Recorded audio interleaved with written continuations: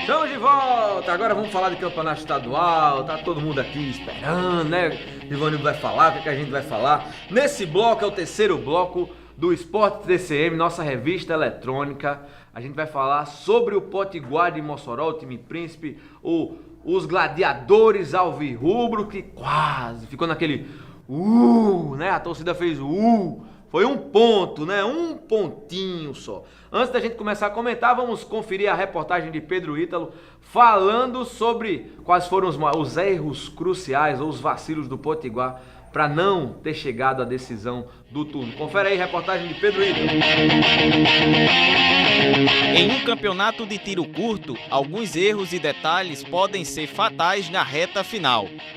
E foi com apenas 17 dias de preparação que o Potiguar se lançou no primeiro turno do campeonato estadual. Logo na estreia, o alvirrubro sofreu para empatar em casa com o Globo. Ali, já perdia alguns pontos que fariam falta lá na frente. Durante a campanha no primeiro turno, o time oscilou bastante. Listamos os pecados capitais que minaram a trajetória do Clube Príncipe para que ele não chegasse à final. Além do período reduzido de preparação, o Potiguar viveu outro dilema nos seus treinamentos. Sem o local definido para as atividades do dia a dia, muitas vezes o elenco tinha que procurar abrigo em campos de futebol de cidades vizinhas para poder treinar.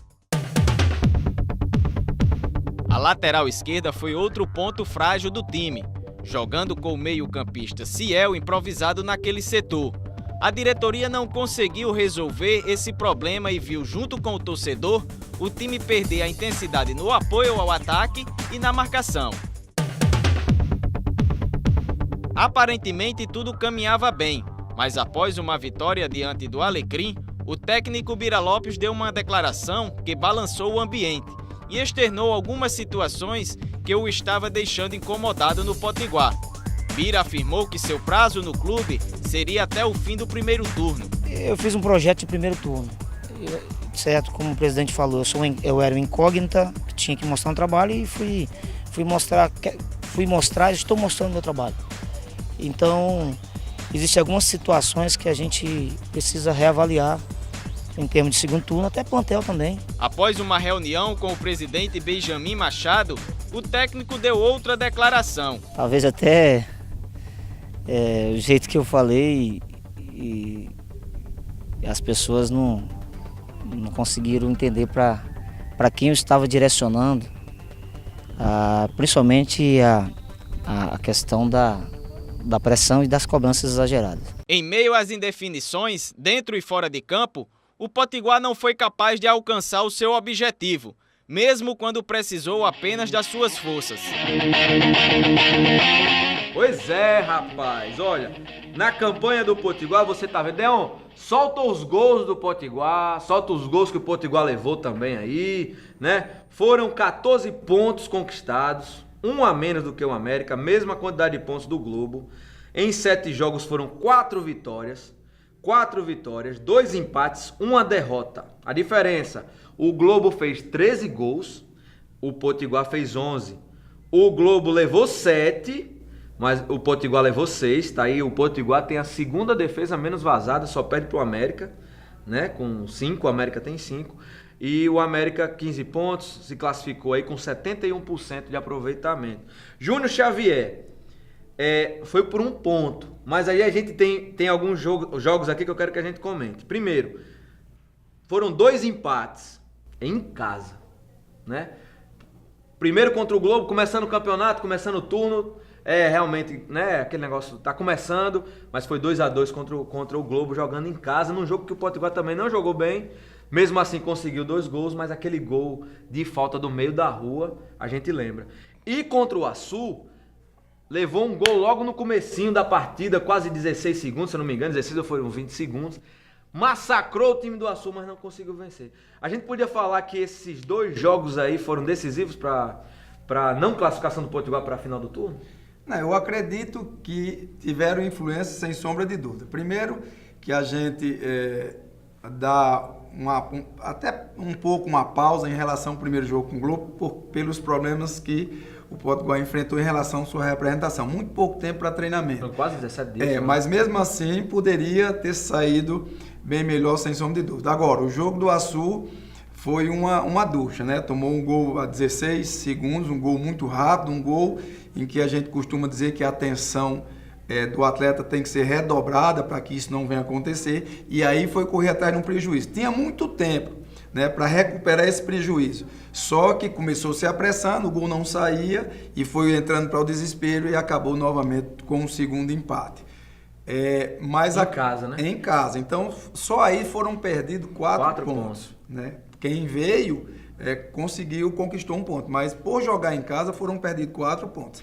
Se não colocar o jogo, a derrota para o América, esses 4 pontos aí já sobrariam. Mas aí eu vou além, eu vou em relação aos 2 jogos, com Palmeiras e Alecrim, né, que nós fizemos esses jogos. Isso. E víamos a facilidade que o Potiguar tinha de ter feito um placar elástico, de repente o maior placar dentro da competição. O placar mais elástico, isso não aconteceu.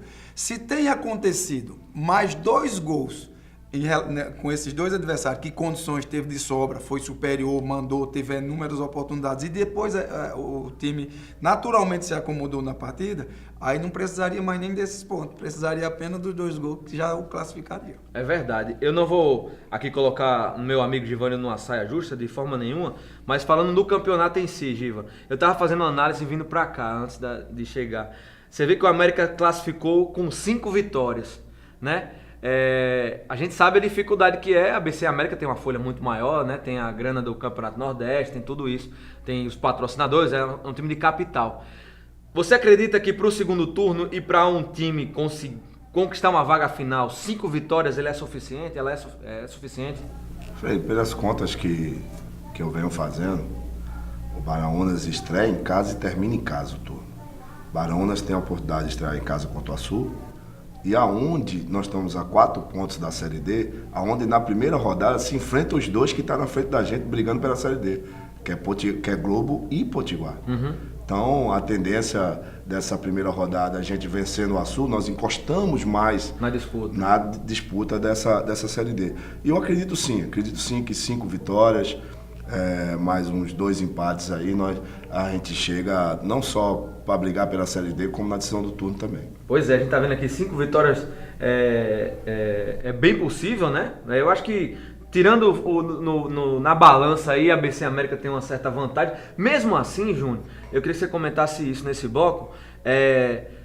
Esse ano, eu não posso estar enganado, você que está há mais tempo do que eu aí acompanhando o Campeonato Estadual, mas eu acho os times de ABC América um dos mais fracos dos últimos anos, não é? Com certeza. E antes de falar em relação à participação de ABC América em relação ao que eles poderiam estar rendendo, você falou aí que o América venceu 5 jogos, perdeu 2. Perdeu 2. Potiguar perdeu apenas 1. Você vê o que é... A importância da vitória. Exatamente. Você joga 5 partidas, você ganha 3... Você faz 9 pontos e acaba perdendo. Uhum. Se você jogar as 5 partidas e empatar as 5, não perder no campeonato, olha a diferença de pontuação. É verdade. Então é importante demais a vitória. Então não saia com o pensamento de empatar, porque não é um resultado bom. Eu acho, ao meu ver, que foi o turno mais fácil de muitos anos aí para trás dos nossos representantes conquistar. E eu acreditava nisso. A prova é que eu disse em relação à última rodada que um dos nossos representantes, ou o Baraunas ganharia o jogo, ou o Potiguar ganharia seu jogo. Se o Potiguar ganhasse o Baraunas vencendo, o Potiguar iria disputar. Se o Potiguar não vence, perde, e o Baraunas vence, eu acreditava. Agora, foram os times mais fracos, principalmente o ABC. As opções de contratações, as opções que foram escolhidas por quem contrata, que eu não sei hoje quem foram terríveis. Né? E também teve a participação do Narciso, mas uma participação mínima em relação aos jogadores que eles trouxeram. E o América, o forte do América hoje foi a manutenção de alguns atletas do passado. E que, se nós olharmos, são os que estão jogando e que estão fazendo a diferença. Então, num resumo, o América e a ABC em relação aos últimos anos seria o ponto principal do nosso representante conquistar esse primeiro turno, que seria mais fácil, porque Eu vou lhe ser sincero, o segundo turno é bem difícil. Givanildo está aqui, tem mérito, tem pensamentos, tem sonhos de alcançar, né? Tá tendo novos reforços aí, estão chegando, mas vai ser mais difícil. A não ser que é porque ele gosta das coisas mais difíceis. Quando é mais difícil, ele gosta de conquistar. Porque às vezes tem isso também. A gente fala já sobre o Barão, sobre o Givanildo. Mas para finalizar esse bloco a análise sobre o Potiguar, quem foi o grande destaque? Ou quais foram os jogadores, as principais peças do Potiguar no primeiro turno? Não, o destaque do Potiguar, indiscutivelmente, sem medo de errar, é o seu setor ofensivo, o seu ataque. Claro que ainda tem peças, no caso do Radames, ele mesmo reconheceu que poderia ter rendido mais, alguma coisa pode estar dando uma freada nele ou não sei o que, só ele pode responder isso, mostrando o futebol que ele sabe jogar. Futebol ele tem, só que tá tendo uma irregularidade, uma instabilidade nos jogos. Às vezes começa um Radames que a gente já conheceu e de repente ele desaparece.